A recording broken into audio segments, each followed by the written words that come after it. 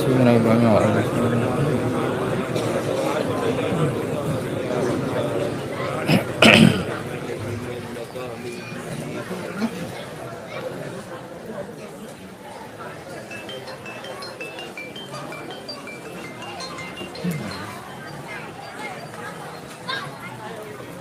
السلام علیکم ورحمۃ اللہ وبرکاتہ۔ درود شریف پڑھیں، اللہم صلی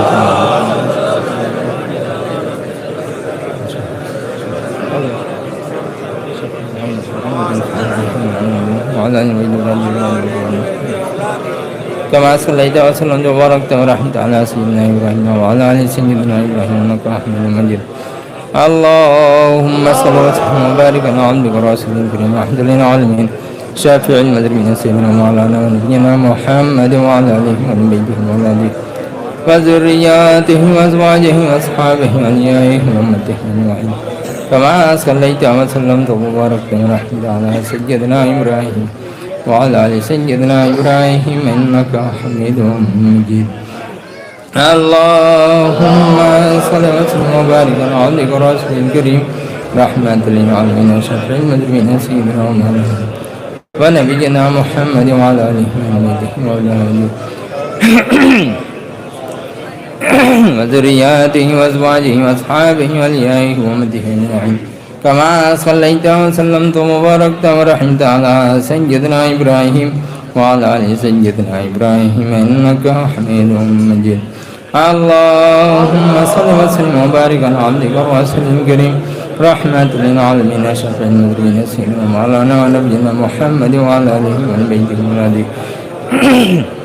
وذرياته وأزواجه وأصحابه وأوليائه وأمته أجمعين، كما صليت وسلمت وباركت ورحمت على سيدنا إبراهيم وعلى آل سيدنا إبراهيم إنك حميد مجيد۔ اللهم صل وسلم وبارك على عبدك ورسولك الكريم رحمة للعالمين شافع المذنبين سيدنا ومولانا ونبينا محمد وعلى آله وبيته وأولاده وذرياته وأزواجه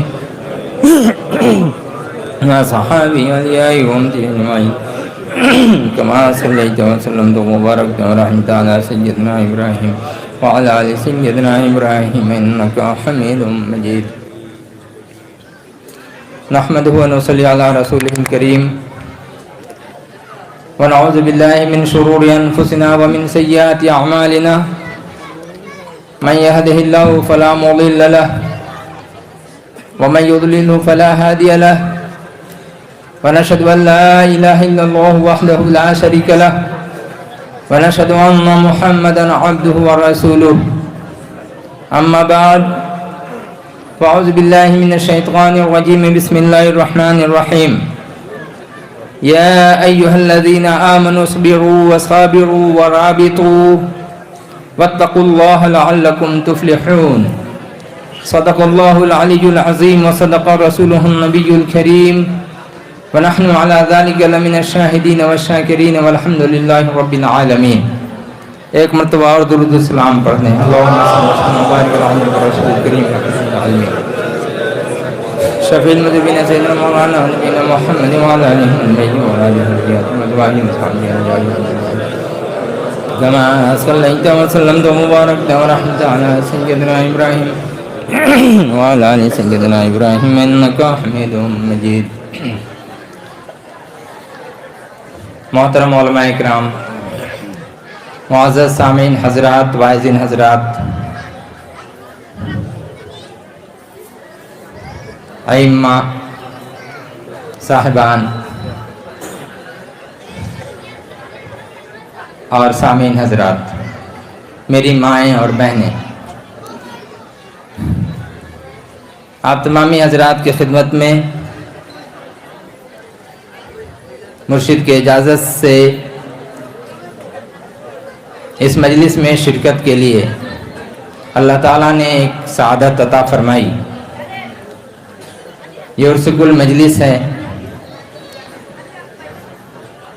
بہت مرتبہ اور کافی اس بارے میں آپ لوگوں نے سن رکھا ہے، جان رکھا ہے، عرس گل کیا ہے، عرس گل مجلس کرتے ہیں، ہوتا ہے، سب ہوتا ہے، اس کے ساتھ ہی جا بجا آپ لوگوں کو کچھ جو ہے سوالات کا بھی سامنا کرنا پڑتا ہے۔ میں سب سے پہلے آپ لوگوں کو مبارکباد دینا چاہتا ہوں،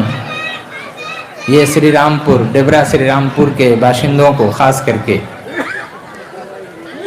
کہ یہاں عرس کل مجلس کا انعقاد آپ لوگوں نے کیا ہے۔ الحمدللہ یہ عرس کل مجلس، عرس کا معنی آپ لوگ جانتے ہیں اچھی طرح، فاتحہ بھی ہے، دعا بھی ہے، دعائے مغفرت بھی ہے،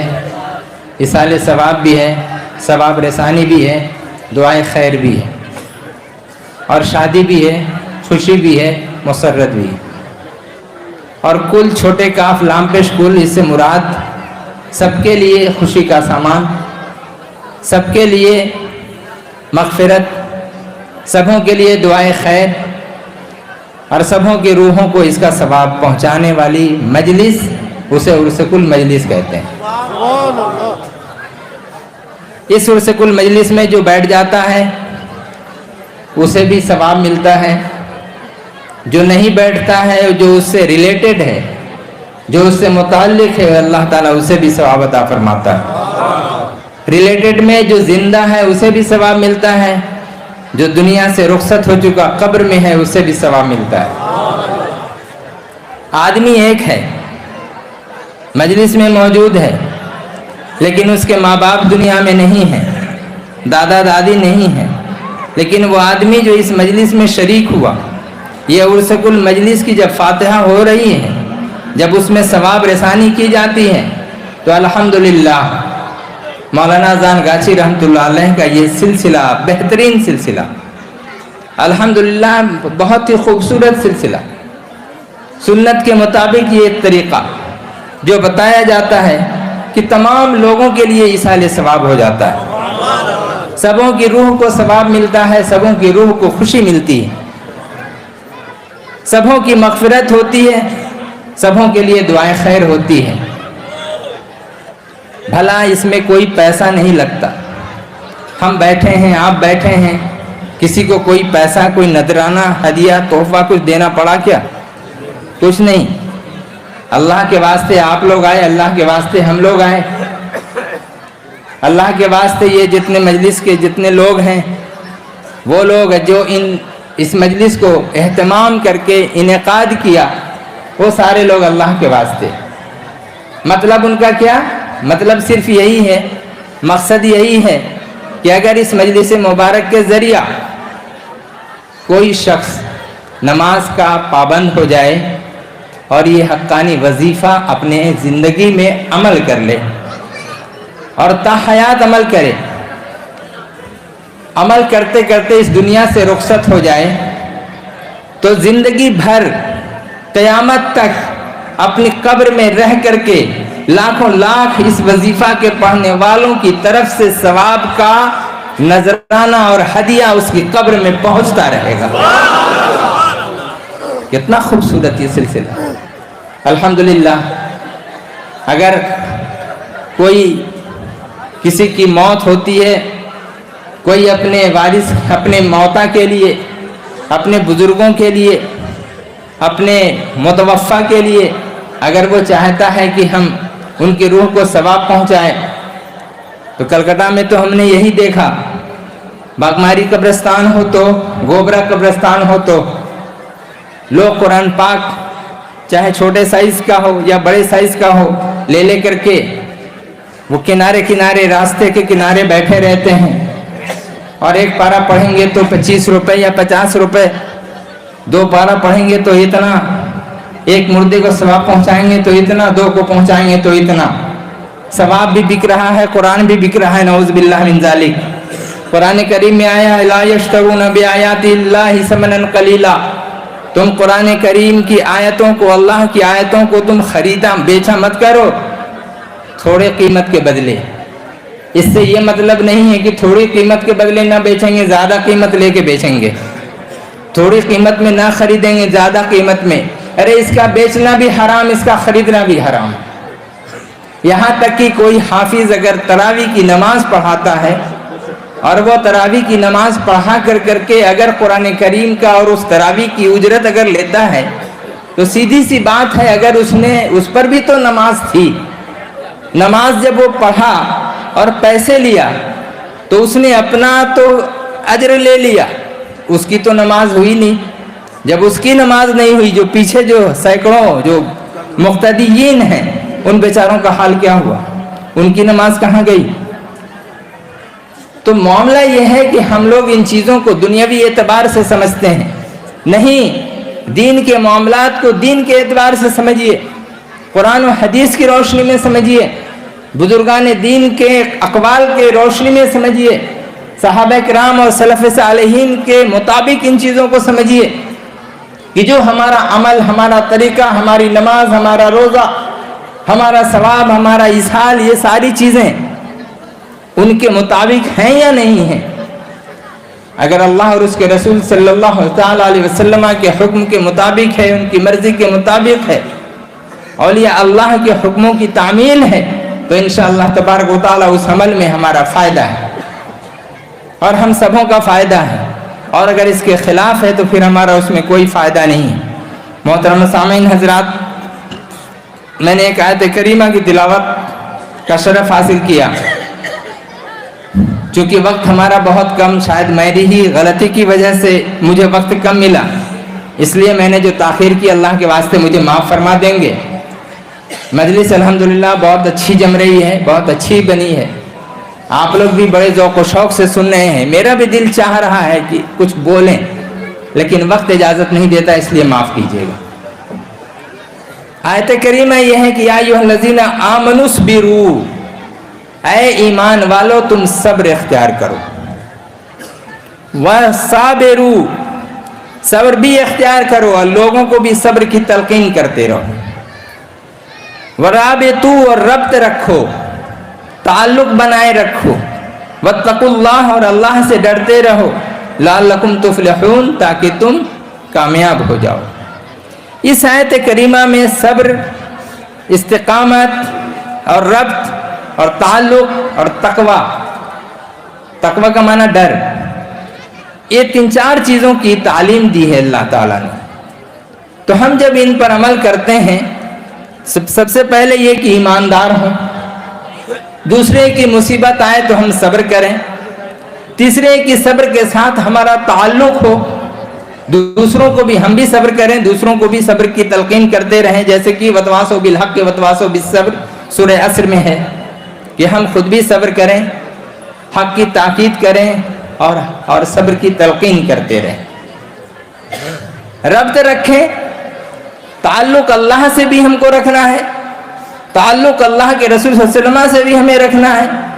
تعلق ہمیں صحابہ اکرام سے بھی رکھنا ہے، تعلق ہمیں اولیاء اللہ سے بھی رکھنا ہے، تعلق ائمہ مجتہدین سے بھی، اور تعلق ہمیں ائمہ اکرام اور ان کے علاوہ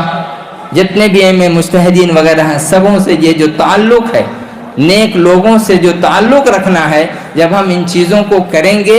ان سے ربط رکھیں گے، ان سے تعلق رکھیں گے، مصیبت پہ صبر کریں گے، تکلیف کو برداشت کریں گے اور اللہ سے ڈرتے رہیں گے۔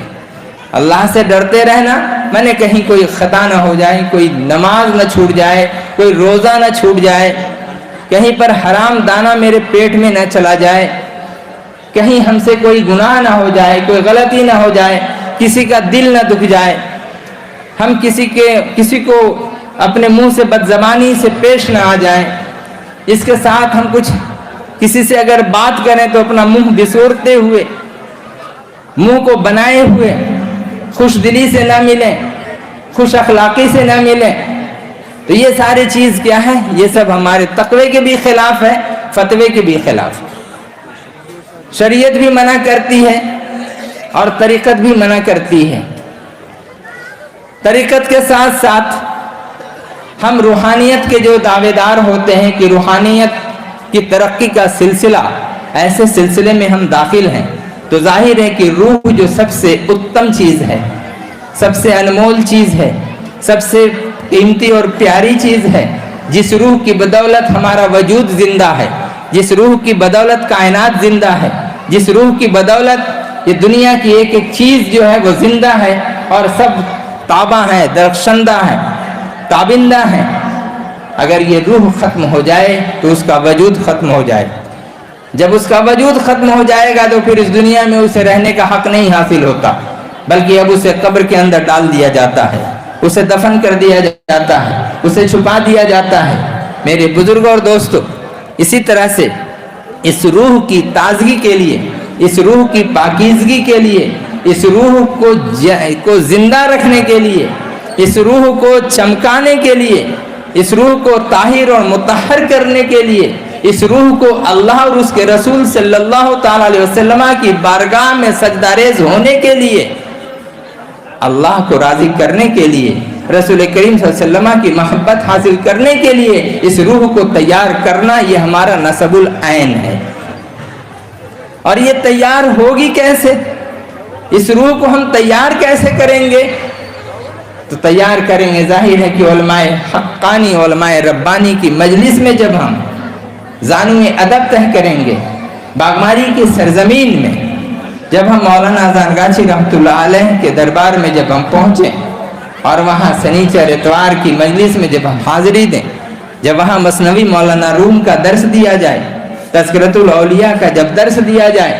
اخلاقیات پر جب روشنی ڈالی جائے، تصوف پر جب بیان کیا جائے، ان بیانات کو، ان اخلاقیات کو، ان دروس کو جب ہم سنیں گے اور عمل کریں گے تو انشاءاللہ تبارک و تعالی روح ہماری تازہ ترین ہو جائے گی، ہماری روح پاکیزہ ہو جائے گی، ہماری روح کے اندر میں وہ تازگی ہوگی، وہ زندگی ہوگی کہ جی وہ روح تو کبھی مرتی نہیں۔ انشاءاللہ تبارک و تعالی وہ جو روح جس کے اندر ہے وہ انسان بھی نہیں مرے گا، وہ انسان بھی نہیں مرے گا۔ تو یہ جو زندگی ہے وہ ابد الآباد کی زندگی ہو جائے گی، ہمیشہ رہنے والی زندگی ہو جائے گی۔ یہ کب ہوگی؟ جب ہم شریعت پر عمل کریں گے، جب ہم طریقت پر عمل کریں گے، جب ہم تصوف اور روحانیت کے معاملات کو جب ہم سمجھیں اور اس پر ہم عمل پیرا ہوں گے،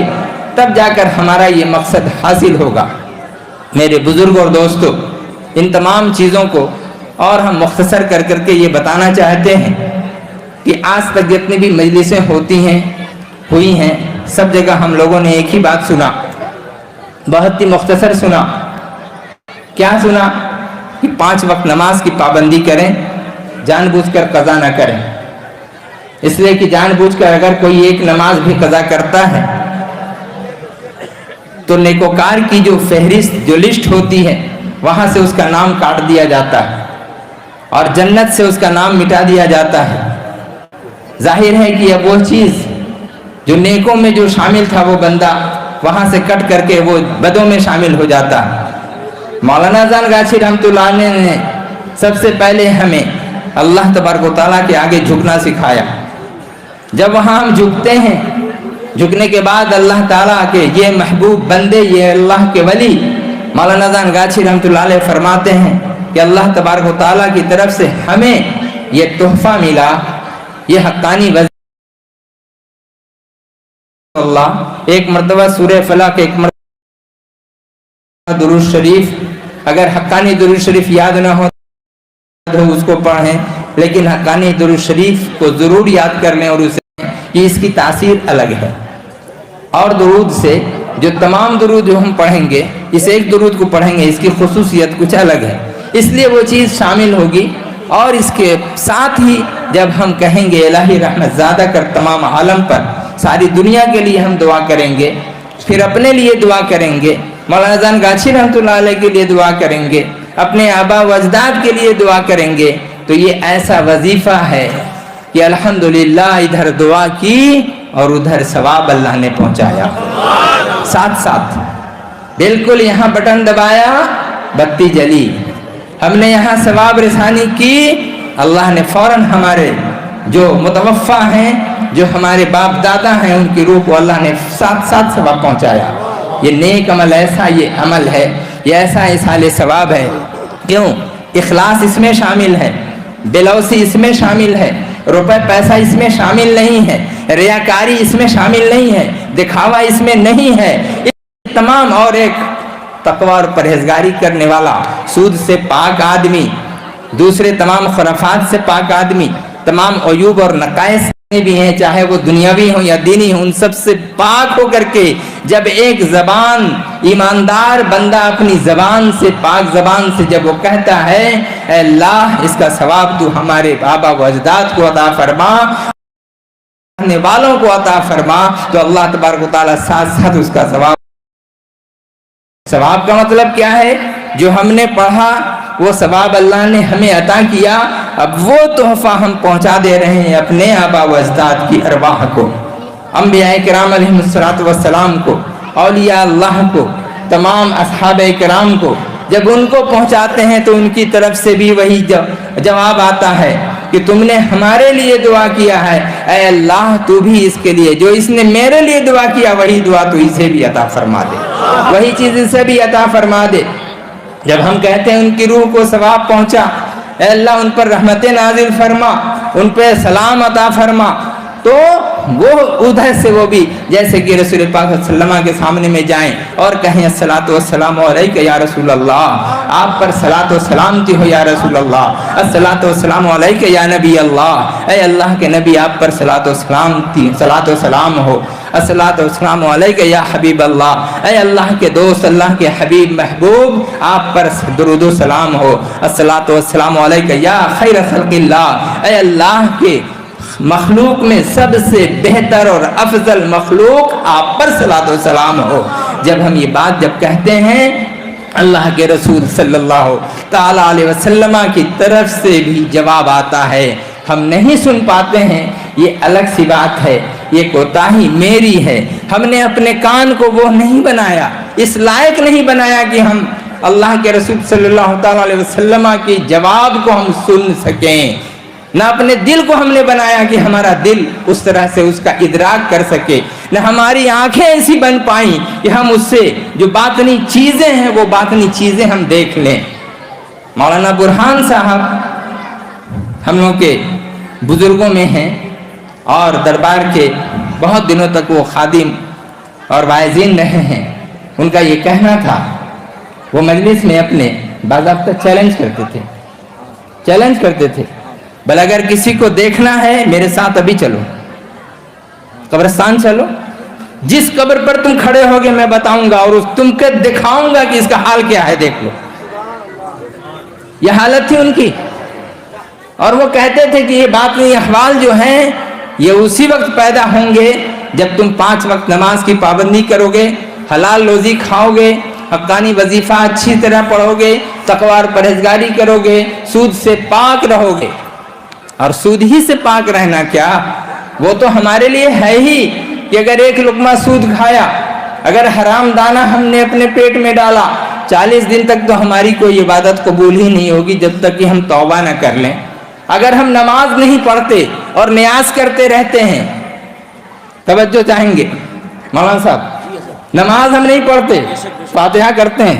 न्याज करते हैं, क्या हमारी फातिहा और वो न्याज क्या कबूल होगी? नमाज तो हमारी बुनियाद है।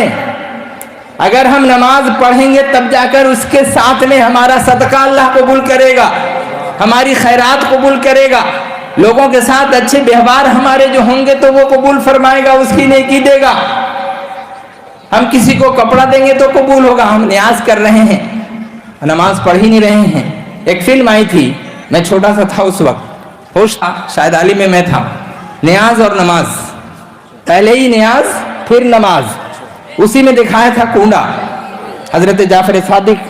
रहमतुल्लाह अलैह रज़ियल्लाहु तआला अन्हु की जो फातिहा जो होती है उसे कूंडा कहते हैं। वो 22 या 23 रजब को वो होता है, वो फातिहा जो है न्याज और नमाज, वो कलकत्ते के अंदर में बहुत शोर मचा और उस वक्त में हुआ। जितने बेनमाजी, खासकर औरतें, माफ करेंगी औरतें, माएँ और बहनें, नमाज तो गायब हो गई, न्याज चल पड़ी। फिल्म का वो करिश्मा वहां पर सामने में आया कि नमाज और न्याज नहीं बल्कि न्याज और नमाज फर्स्ट प्रेफरेंस। इसी के ज़िम्न में एक सवाल है, किसी ने मुझसे पूछा, मौलाना साहब हम लोग जब कुछ पकाते हैं یا ایک اگر ہم نے کھانا پکایا، خوب غور سے سنیے گا، بات تھوڑی سی الگ ہو رہی ہے لیکن فائدے کی ہے. ایک پلیٹ ہم نے نکال لیا، ایک پلیٹ ہم نے بریانی نکال لی، نکال کے الگ رکھ دیا، کر کے اس کا ہم نے اس کی نیاز دے دی، اس کا ہم نے ثواب پہنچا دیا. ہم نے فاتحہ پڑھ دی ایک پلیٹ کی، نماز غائب ہے، ہم نماز نہیں پڑھتے ہیں، نیاز مگر نہیں چھوڑتے، ہم نماز چھوڑ دیتے ہیں، نیاز نہیں چھوڑتے. ایسی نیاز سے حاصل کیا؟ دوسری چیز کہ وہ جو نیاز جس پیسے سے ہو رہی ہے، اس میں جو جس کو ہم تبرک کہیں گے وہ ہمارا کس پیسے کا ہے؟ ہم بینک میں سود اگر رکھے ہوئے ہیں، LIC کیے ہوئے ہیں، فکس ڈپوزٹ کیے ہوئے ہیں، ریکرنگ اکاؤنٹ کیے ہوئے ہیں، ان سب میں جو سود آ رہا ہے اس کو تو ہم الگ کر نہیں رہے ہیں، ہم تو اسی میں سے پورا ملا کر کے صاف بھی، گندا بھی، حلال بھی، حرام بھی مکسچر کر دیا، اور کر کے ہم اس پیسے سے ہم کیا بنا رہے ہیں؟ تبرک. تو کہنے والے کہتے ہیں، پوچھنے والے نے پوچھا کہ آپ لوگ تو فاتحہ ہی نہیں کرتے، حقانی والے فاتحہ ہی نہیں کرتے. اب سوچئے ہم پر اتنا بڑا الزام کہ ہم فاتحہ ہی نہیں کرتے. 5 وقت تو فاتحہ روز پڑھتے ہیں، 5 وقت نماز کے بعد 7 فاتحہ ہم روز پڑھتے ہیں. 5 وقت ہم اپنے لوگوں کو بھی، اپنے مردوں کو بھی ثواب پہنچاتے ہیں، ان کے مردوں کو بھی ثواب پہنچا دیتے ہیں. جو اعتراض کر رہے ہیں ان کے بھی مردوں کو ہم ثواب پہنچا رہے ہیں، اپنے لوگوں کو تو ہم پہنچا ہی رہے ہیں. جتنے اس وظیفہ کو پڑھنے والے ان سب کو تو ہم ثواب پہنچا ہی رہے ہیں. تو آخر یہاں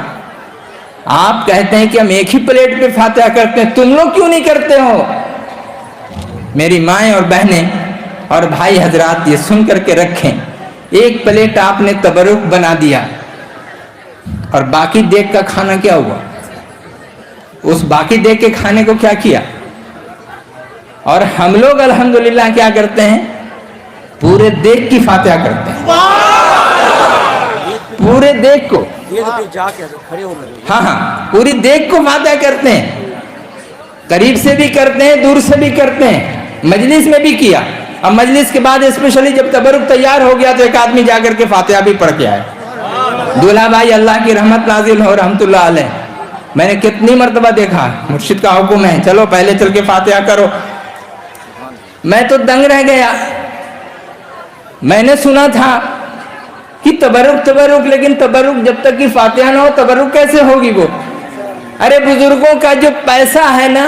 اس پیسے سے اگر ایک دانہ بھی مل جائے وہی تبرک ہے، اس پر چاہے فاتحہ دو یا نہ دو. لیکن جب اس پر فاتحہ دے دی گئی تو وہ ڈبل تبرک ہو گیا. لیکن جو دانہ، جو کھانا جس کے پیسے کا کوئی اصل سمجھ میں نہیں آتا، ہوچ پوچھ ہے، اس کو تو ہم تبرک کیا، ہم تو حلال بھی نہیں سمجھ پاتے ہیں، پوری طرح مشکوک ہے. ہم یہ نہیں کہتے کہ حرام ہے، مشکوک ہے، شک والا ہے،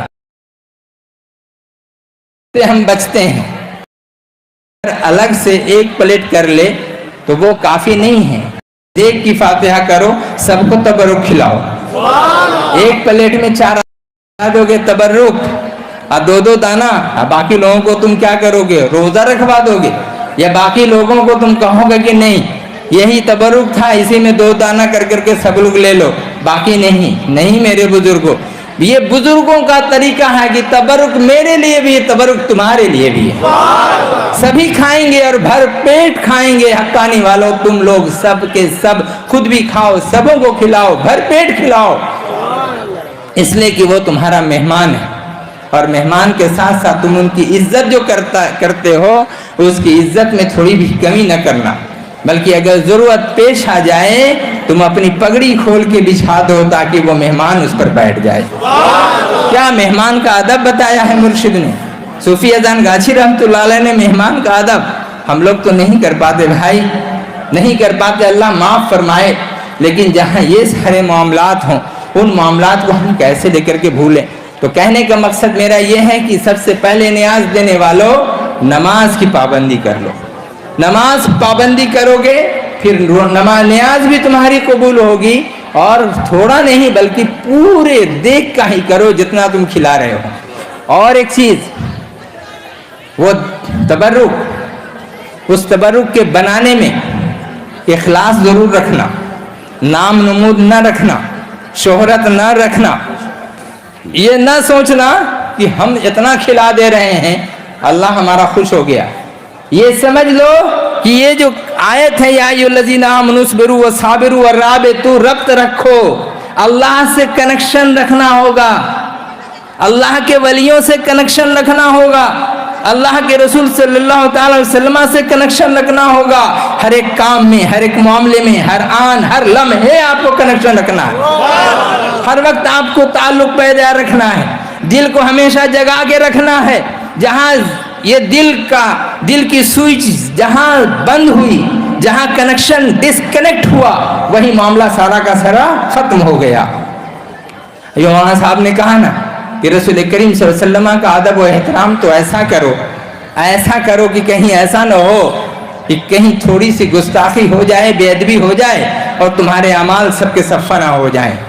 ہے نا۔ اس پر قرآن کریم کی آیت بھی انہوں نے پڑھی، یا ایھا الذین آمنوا لا ترفعوا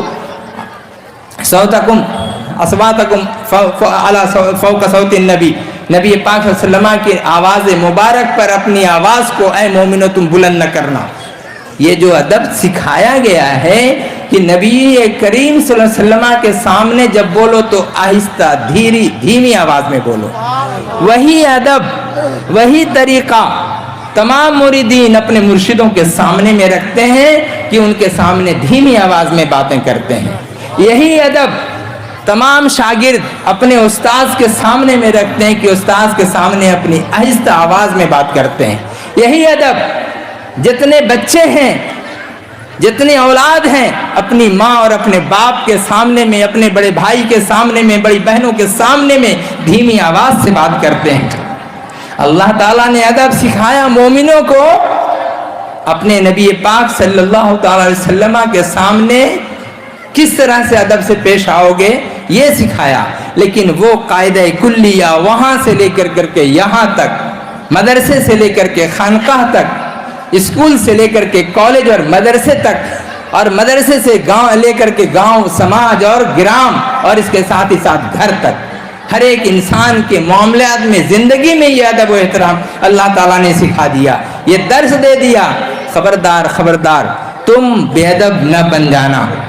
اگر تم بے ادب بن جاؤ گے تمہارا سارا عمل ختم ہو جائے گا۔ اسی لیے جتنے حجاج کرام ہیں، یہاں بہت سارے حاجی صاحبان ہیں، ایک درجنوں بیسیوں حاجی صاحبان ہیں الحمدللہ۔ یہاں پر دیکھنے سے لگتا ہی نہیں کہ حاجی صاحب ہے، لیکن دوسری جگہ حاجی صاحبان کو دیکھیے گا تو ماشاءاللہ ان کے اوپر وہ حج والا چادر، وہ جو رومال ہے وہ بھی، ایبا بھی ہے، وہ بھی ہے، ساری چیزیں، تمام چیزیں موجود ہیں، لگتا ہے کہ ہاں یہ حاجی صاحب ہے۔ لیکن ہم لوگ یہاں پہ اتنے سارے لوگ اتنے سمپل ڈریس میں ہیں، لگتا ہی نہیں، نہ اپنے نام کے سامنے میں حاجی لکھتے ہیں، نہ حاجی کہلانا پسند کرتے ہیں۔ حج تو انہوں نے اس لیے کیا نا تاکہ اللہ تبارک و تعالیٰ اسے قبول کرے۔ انہوں نے حج کیا اللہ کے لیے، انہوں نے حج کیا اللہ کے لیے، اور دنیا دار لوگ حج کرتے ہیں دنیا والوں کے لیے۔ یہ فرق حقانی انجمن یہ سکھاتی ہے کہ تم جب حج کرو تو اللہ کے واسطے، اللہ کے لیے کرو، تم اپنا پیسہ خرچ کرتے ہو تو اللہ کے لیے کرو، اور دنیا کے لوگ حج کرتے ہیں۔ ایک صاحب، افسوس کی بات ہے، بہت افسوس کی بات ہے، ہمارے سامنے کی بات ہے، چھوٹا تھا، ہوش مند تھا، میں نے یہ دیکھا، ایک صاحب چمڑے کی بزنس کرتے تھے۔ اگر کوئی چمڑے کی بزنس کرنے والے ہیں اور سن رہے ہیں تو معاف کر دیں گے، میں انہیں ہٹ نہیں کر رہا ہوں، بلکہ یہ میرا بالکل پریکٹیکل ہے یہ، اس لیے میں کہہ رہا ہوں۔ حج جیسی سعادت جس بندے کو نصیب ہو جائے اسے اللہ کا کروڑوں شکریہ ادا کرنا چاہیے، کروڑوں شکریہ ادا کرنا چاہیے کہ اللہ نے اپنے گھر کی زیارت کروائی، طواف کروایا، اور حجر اسود کو بوسہ دلوایا، مقام ابراہیم پہ نماز پڑھنے کا موقع دیا، مزدلفہ میں جانے کا موقع دیا، عرفات میں ٹھہرنے کا موقع دیا، مینا میں قربانی کا موقع دیا، سارا کچھ دیا، اس پر تو کروڑوں شکریہ ادا کرنا چاہیے۔ بجائے شکریہ ادا کرنے کے وہ حاجی صاحب فرماتے ہیں کیا؟ لوگوں سے بات چیت ہو رہی ہے، بات چیت کرتے کرتے حاجی صاحب کچھ چونکہ بزنس کر رہے تھے، اس میں جھوٹ سچ کچھ ملا دیا انہوں نے۔ جیسے جھوٹ سچ ملایا، سامنے والے نے ٹوکا، हाजी साहब खबरदार, आपने हज कर लिया है, अब ये झूठ सच नहीं चलेगी। बोले क्या बोला? बिजनेस है, बिजनेस में चलती है। बोले नहीं, किसी मौलाना से पूछिए, ये नहीं चलेगी। जब फिर कुछ बोले, हाजी साहब आपने हज कर लिया है, अब ये काम आपसे नहीं चलना चाहिए, नहीं होना चाहिए। उन्होंने कहा यार कहां से मैंने हज कर लिया यार, हज करके मैं फंस गया, हज करके मैं फंस गया नऊज़ बिल्लाह। अब बताइए, अल्लाह ने इतनी बड़ी सआदत अता फरमाई और उसका कुफरान किस तरह से करता है वो आदमी। मैं तो बहुत ही अदब से कह रहा हूँ भाई, वो हजरत थे लखनऊ बाराबंकी के साइड के, वो तो बहुत ही अपनी नाशाइस्ता जबान इस्तेमाल उन्होंने किया, कह करके मैं वो नहीं इस्तेमाल कर सकता, इसलिए ऐसी बात उन्होंने कही, मुझे बहुत अफसोस हुआ। कहा लोग तरसते हैं हज के लिए, और इस हजरत को मौका मिला, हज किया इन्होंने, करने के बाद ऐसे पता ये चला कि उन्होंने जो हज किया है तो वो अपने लिए नहीं, हाजी कहलाने के लिए। मेरे मोहतरम हजरात, हाजी साहबान, इन चीज़ों की तरफ मौलवी साहबान, उलमा हजरात जितने भी हैं, अगर आप इल्म हासिल कीजिए तो अल्लाह के वास्ते, नमाज पढ़िए अल्लाह के वास्ते, किसी को कुछ दीजिए अल्लाह के वास्ते, सदका कीजिए अल्लाह के वास्ते, आप फातिहा दीजिए अल्लाह के वास्ते, आप किसी की मदद कीजिए अल्लाह के वास्ते। आप अपने बच्चों को अगर खिला रहे हैं, पिला रहे हैं, तो अच्छी तरह याद रखिए कि वो भी आप अल्लाह के वास्ते कर रहे हैं। हलाल रोजी आप खिलाइए अल्लाह के वास्ते, हलाल रोजी कमाइए अल्लाह के वास्ते। लोगों से अगर झगड़ना है, हक बात पर झगड़िए अल्लाह के वास्ते। लोगों से नफरत करना है अगर किसी बात पर, ना किसी गलत बात पर, बातिल बातों पर, तो वो भी अल्लाह के वास्ते। ये जितने काम हैं, अगर इन चीज़ों को हम डाल दें कि अल्लाह के वास्ते, हमारा ये अमल है। कहीं हम जा रहे हैं तो अल्लाह के वास्ते, कहीं से आए तो अल्लाह के वास्ते। ऑफिसी किबला तीसरे हुजूर किबला रहमतुल्लाह अलैह फरमाते हैं कि बाबा अगर तुम कोई काम करो, बिजनेस करो, नौकरी करो, कुछ भी करो, जब तुम घर से निकलो, हमें ये कमाने का मौका दिया है, इस कमाई से जो रोजी मिलेगी, जो पैसे मिलेंगे, उसको हम खाएंगे, बच्चों को खिलाएंगे, हलाल कमाएंगे, हलाल खाएंगे, खिलाएंगे। ऐ अल्लाह, नमाज कायम करने के लिए पूरे समुंदर को उन्होंने कूजे में भरा। सूफी हाफिज़ किबला रहमतुल्लाह अलैह ने नमाज कायम करने के लिए। तो मेरे मोहतरम दोस्तों और बुजुर्गों, अगर हम कोई काम करने भी जाएं तो अल्लाह के वास्ते, नमाज को कायम करने के लिए। आज तो हमारा मामला भी ऐसा है कि हम कहाँ से कहाँ चले जाते हैं, लोगों का फतवा होता है, इतना में हम जो है ये करेंगे, उतना में ये करेंगे, और सिर्फ दुनिया दुनिया दुनिया, हाय दुनिया। जब हम आए थे, पैदा हुए थे, उस वक्त हाथ मुट्ठी तो बनी हुई थी, और जब जाएंगे तो मुट्ठी खोली कर जाएंगे ना, कुछ रहेगा क्या? आए तो ये वादा लेकर के आए, अल्लाह तेरे हुक्मों के हम पाबंद होंगे, अल्लाह तेरा हुक्म मानेंगे, तेरे हुक्म की पैरवी करेंगे, तेरे खिलाफ हम नहीं चलेंगे। ये वादा करके आया बच्चा, छोटा सा बच्चा, 9 महीने का बच्चा पैदा होता है, मुट्ठी बांध के वादा करके आ रहा है, अल्लाह से मीसाक लेके आ रहा है, अल्लाह तू ही मेरा रब है, और तू ही मेरा हाकिम है, तू ही मेरा खालिक है, और तू ही मेरा राज़िक है, तू ही सेहत देने वाला है, तू ही मेरा शाफी है, ऐ परवरदिगार तू ही बीमारी देने वाला है। और जब जा रहा है बंदा, हाथ को खोल के जा रहा है, दुनिया को दिखा के जा रहा है, मेरे हाथ में कुछ भी नहीं है, मैं जो वादा करके आया था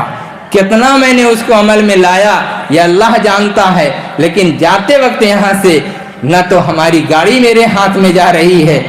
न बाड़ी मेरे हाथ में जा रही है, न जमीन और खेत हमारे हाथ में जा रहा है, और न ही रुपए पैसे साथ लेके जा रहे हैं। यहाँ तक कि अगर हमारी माएँ और बहनें अगर वो इंतकाल करती हैं और एक सोना भी अगर रह गया भैया कान में या नाक में, उसे काट के भी निकाल लेंगे लोग, उसको नहीं छोड़ेंगे, जाने नहीं देंगे। बोले तू जा रहा है, तू जा,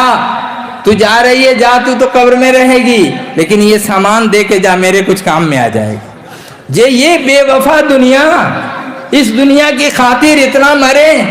इस दुनिया की खातिर हम जो है रातों दिन एक कर दें, झूठ और सच करें, یہ کس کے لیے؟ اپنی اس اولاد کے لیے جو اولاد نہ جانے کل ہو کر کے نماز پڑھے گی کہ نہیں، ہمیں فاتحہ پڑھ کر کے ثواب پہنچائے گی کہ نہیں، کوئی گارنٹی ہے کیا؟ لیکن یاد رکھیے میرے دوستوں، میرے بزرگوں، اس کو تو چھوڑ دیجئے ایک سائڈ، اتنا یاد رکھیے کہ اس دربار سے اگر آپ تعلق پیدا کر لیے اور یہاں سے صبر اور ربط اگر آپ نے رکھا اور اس وظیفے کو عمل میں لایا، نماز کی پابندی کی، حلال کھایا، تقوی اور پرہیزگاری اچھی طرح سے کیا، سود سے اور حرام سے اگر بچتے رہے، تو یاد رکھیے آپ کی اولاد آپ کے ساتھ جائے یا نہ جائے، حقانی انجمن کی فاتحہ آپ کے ساتھ جائے گی، حقانی انجمن کی فاتحہ آپ کے ساتھ جائے گی۔ آپ کے قبر کے اندر میں چراغ کوئی جلا سکے یا نہ جلا سکے، حقانی انجمن کا یہ وظیفہ اندر میں چراغ بند کر کے چلے گا۔ یہ یاد رکھیں، آپ کو ثواب یہ پہنچائے یہ بندہ، یہ بچہ آپ کا، یا نہ پہنچائے، لیکن یہ لاکھوں لوگ، یہ جو پیر بھائی یہ وظیفہ پڑھنے والے، پانچوں وقت آپ کی روحوں کو ثواب پہنچاتے رہیں گے۔ اسی لیے مولانا زانگاشی رحمۃ اللہ علیہ نے اس وظیفے کے بارے میں کیا کہا؟ بے پیسہ دین و دنیا کی بھلائی و امن و امان، یہی نہ لکھا، اس میں کوئی پیسہ نہیں لگتا، آپ پڑھیے گا آپ فائدہ پائیے گا، نہیں پڑھیے گا نہیں پائیے گا۔ آپ کہیں گے کہ ہم دوسرے پیر صاحب کے مرید ہیں، ہم کیسے پڑھیں؟ بھائی اس میں کوئی رکاوٹ نہیں ہے، اس کے اندر میں لکھ بھی دیا ہے کہ کوئی کسی بھی پیر سے مرید ہو رہے ہیں، وہ اپنا سلسلہ نہیں چھوڑنا، ان کو ان کی جگہ پر رکھیں، اس کو تھوڑا سا 5 منٹ کا وقت دے دیں، 3 منٹ کا وقت دے دیں روزانہ 5 ٹائم، اور اس کو پڑھتے رہیں، انشاءاللہ تبارک و تعالی یہ وظیفہ جو ہے آپ کو جنت میں پکڑ کے کھینچ کے لے کے چلا جائے گا، آپ کو یہ وظیفہ جہنم سے نکال لے گا انشاءاللہ۔ اللہ کے رسول صلی اللہ تعالی علیہ وسلم کی جس وقت میں شفاعت کی مجلس قائم ہوگی، یہ وظیفہ آپ کو وہاں پر لے جا کر رسول انور علیہ السلام کے سامنے میں آپ کو کھڑا کر دے گا یہ وظیفہ کہ اے نبی اللہ، یا رسول اللہ، یہ 5 وقت یہ نماز تو پڑھتا تھا، ساتھ میں یہ وظیفہ پڑھتا تھا، اس امید کے ساتھ کہ آپ کی محبت اور آپ کا فیضان اسے مل جائے، اس لیے آپ اپنا وعدہ پورا فرما دیجیے۔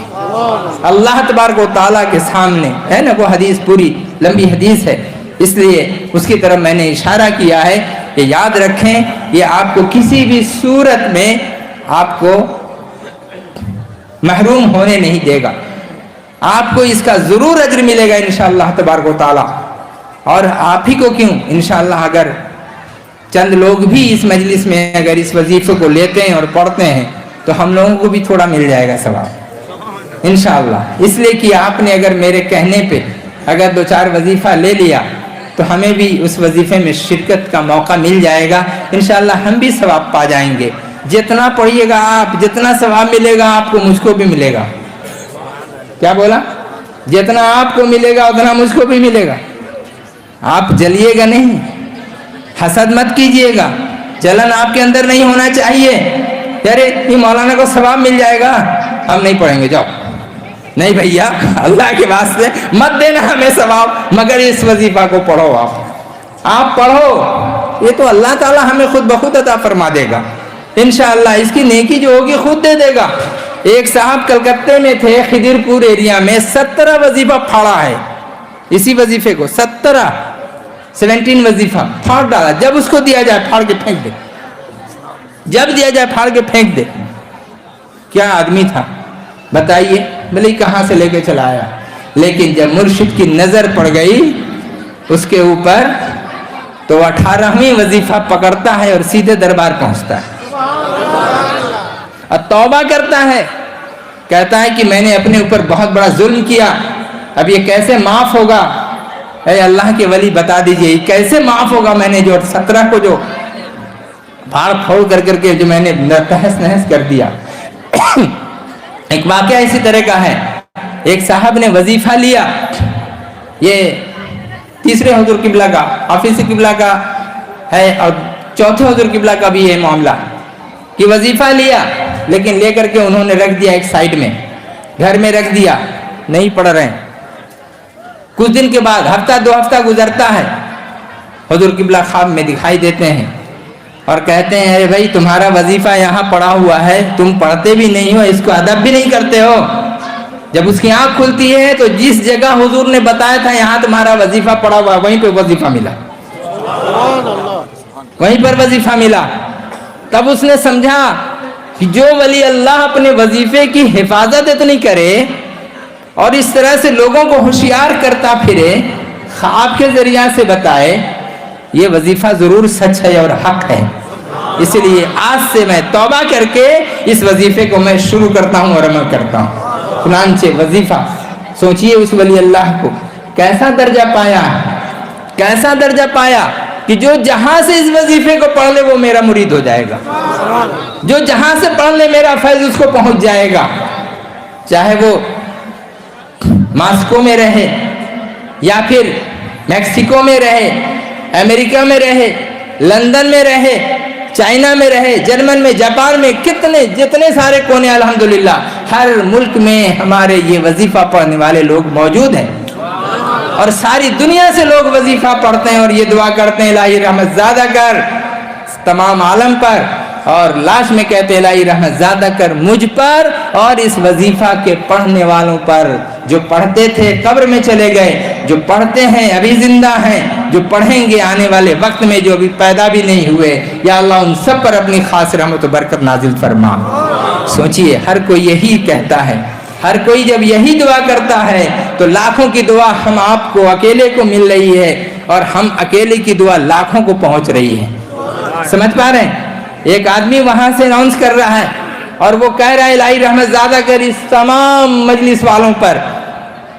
ٹھیک ہے, سارے لوگ پھر یہی چیز کہہ رہے ہیں الہی رحمت زیادہ کر اس وظیفہ کے پڑھنے والے پر, تو وہ بھی تو پڑھ رہا ہے, تو ان پر بھی دعا ہوئی. اتنے سارے لوگ, ہزاروں آدمی کی دعا ان پر ہوئی اور ان کی دعا ہزاروں لوگوں پر ہوئی. کیسا چین ہے, کیسا چین ہے یہ. اس چین کو کوئی سمجھا نہیں سمجھا, جو سمجھا اس نے اسے چکھا, جس نے چکھا اس نے اسے رکھا, اور جس نے رکھا وہ پایا. حضور قبلہ فرماتے تھے, بار بار کہتے تھے یہ مصری کا ٹکڑا ہے, تم ادھر سے اگر اس کو چکھو گے تو ادھر بھی میٹھا, اگر ادھر سے چکھو گے ادھر بھی میٹھا, ادھر سے چکھو گے ادھر سے بھی میٹھا, ادھر سے چکھو گے ادھر سے بھی میٹھا, جس سمت سے بھی تم اسے چکھو گے میٹھا ہی میٹھا. الحمدللہ. مطلب کیا, یہ وظیفہ ہر اعتبار سے ہماری زندگی کے لیے بہترین نمونہ ہے, بہترین فائدے کی چیز ہے. اس لیے اللہ تعالی ہم تمام لوگوں کو اس کی توفیق عطا فرمائے کہ نسل نسل قیامت تک ہم لوگ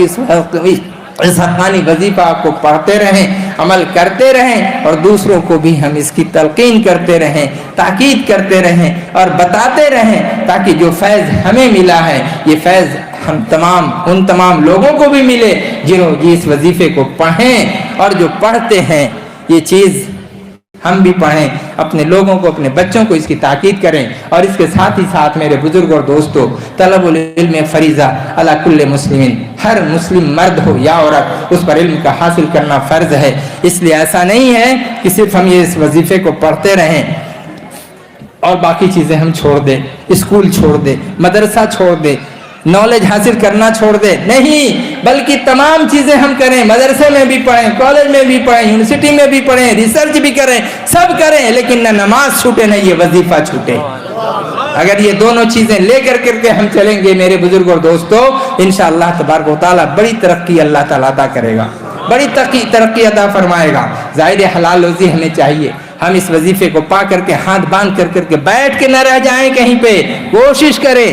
محنت کریں, زیادہ سے زیادہ ارننگ کرنے کے لیے, زیادہ زیادہ حلال روزی کمانے کے لیے. اس کے لیے علم بھی چاہیے, اس کے لیے عقل بھی چاہیے. میرے بزرگوں دوستو, دنیا بہت وسیع ہے, چپ سے بیٹھنے کا نام نہیں ہے. بچوں کو اسکول بھی بھیجیں, بچوں کو دینی تعلیم بھی دیں, بچوں کو ہنر بھی سکھائیں, علم بھی سکھائیں, ہنر بھی سکھائیں, اور ان کے اندر میں ایک رغبت, ایک شوق پیدا کریں کہ بابو زیادہ سے زیادہ حلال روزی کمانے کی کوشش کرو, جاہل رہ کر کے نہ رہو. انجانے بن کر کے مت رہو، بلکہ علم کے ساتھ ساتھ ہنر بھی اور عمل بھی، ساری چیزیں تمہاری جاری رہے۔ اللہ تعالیٰ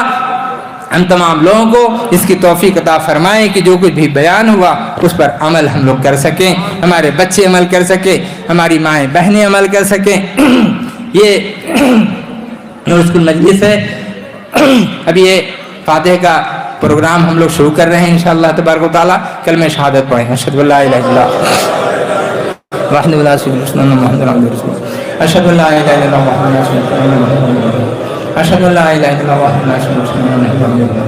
اشہد ان لا الہ الا اللہ وحدہ لا شریک لہ محمد عبدہ رسولہ، اشہد ان لا الہ الا اللہ وحدہ لا شریک لہ محمد عبدہ رسولہ۔ سبحان اللہ پڑھیں، سبحان اللہ والحمد للہ لا الہ الا اللہ اکبر، سبحان اللہ والحمد للہ لا الہ الا اللہ، سبحان اللہ والحمد للہ لا الہ الا اللہ اکبر، سبحان اللہ والحمد للہ لا الہ الا اللہ اکبر، سبحان اللہ والحمد للہ لا الہ الا اللہ اکبر، سبحان اللہ والحمد للہ لا الہ الا اللہ اکبر، سبحان اللہ والحمد للہ لا الہ الا اللہ اکبر، سبحان اللہ والحمد للہ لا الہ الا اللہ اکبر، سبحان اللہ والحمد للہ لا الہ الا اللہ اکبر،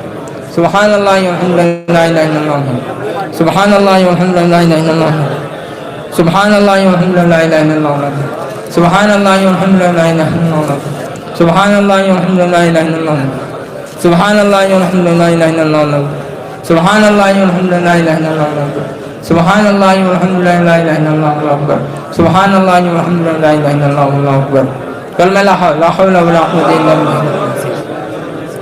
لا حول ولا قوة الا باللہ العلی العظیم، لا حول ولا قوة الا باللہ العلی العظیم، لا حول ولا قوة الا باللہ العلی العظیم، لا حول ولا قوة الا باللہ العلی العظیم۔ سبوح قدوس سبوح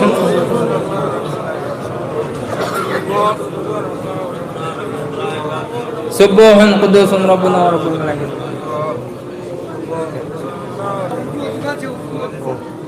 سبوح قدوس ربنا ورب الملائکۃ، سبوح قدوس ربنا ورب الملائکۃ والروح، سبوح قدوس ربنا ورب الملائکۃ والروح۔ استغفر اللہ پڑھیں، استغفر اللہ ربی من کل ذنب واتوب الیہ، استغفر اللہ ربی من کل ذنب واتوب الیہ، من کل ذنب واتوب الیہ، استغفر اللہ ربی من کل ذنب واتوب الیہ، اللہ ربی من کل ذنب واتوب الیہ۔ سورہ فاتحہ 5 بار۔ اعوذ باللہ من الشیطان الرجیم، بسم اللہ الرحمن الرحیم، الحمد للہ رب العالمین، الرحمن الرحیم، مالک یوم الدین، ایاک نعبد و اهدنا الصراط المستقیم، صراط الذین انعمت علیہم غیر المغضوب علیہم ولا الضالین۔